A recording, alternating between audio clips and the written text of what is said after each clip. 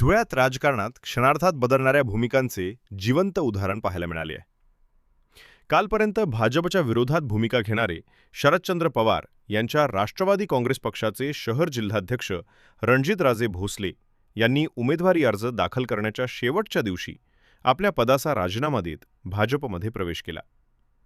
यानंतर भाजपकडून त्यांच्या धर्मपत्नी उज्ज्वला रणजित भोसले यांना नगरसेवक पदाची उमेदवारी देण्यात आली।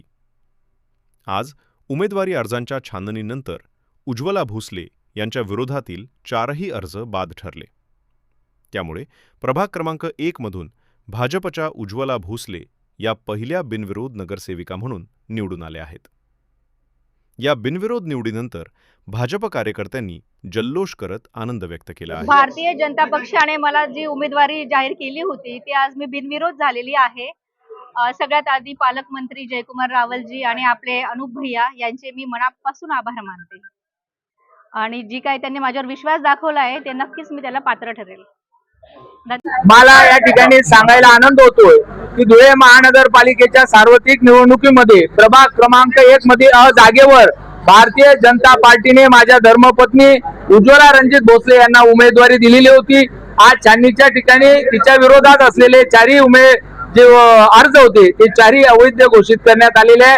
त्यामुळे आज जरी नसेल तरी ती आज बिनविरोध साठी या ठिकाणी तिची निवड झालेली आहे। या निमित्ताने मी या जिल्ह्याचे पालकमंत्री आदरणीय जयकुमार भाऊ रावल, धुळे शहराचे आमदार अनुप भैया अग्रवाल, या ठिकाणी धुळे ग्रामीणचे आमदार रामदादा बदाने, तसेच या शहराचे जिल्हाध्यक्ष आदरणीय गजूशेठ अंपळकर या सर्वांचे आणि या ठिकाणी पक्षाचे सहकारी पदाधिकारी आणि या प्रभागातील सर्व नागरिकांचे मी शतशः आभारी आहे। ही अतिशय मोठा विजय आहे आणि अतिशय धुळे जिल्ह्यासाठी सर्व जनतेसाठी प्रेरणादायी हा विजय आहे। कदाचित याच्यातूनच संपूर्ण धुळे महानगरपालिकेवर भारतीय जनता पार्टीची या ठिकाणी सत्ता स्थापित होईल हा संदेश याद्वारे जनतेने दिलेला आहे। सर्वांना जय श्रीराम। आज धुळे महानगरपालिकेत भारतीय जनता पार्टीचं एक सीट छाननीमध्येच बिनविरोध झालेला आहे। अजून 2 दिवस माघारी बाकी आहेत आणि रणजित राजे जे राष्ट्रवादी शरद पवार जिल्हा अध्यक्ष होते यांच्या वतीने यांच्या रूपात एक सच्चा आणि चांगला कार्यकर्ता या ठिकाणी आम्हाला मिळाला आणि त्यांचा प्रवेश आम्ही एक 7-8 दिवसापूर्वीच भारतीय जनता पार्टीमध्ये केलं होतं आणि आमच्या वहिनी त्यांची या ठिकाणी बिनविरोध निवड झाली त्याबद्दल मी त्यांचं खूप खूप अभिनंदन करतो आणि ही सुरुवात आहे।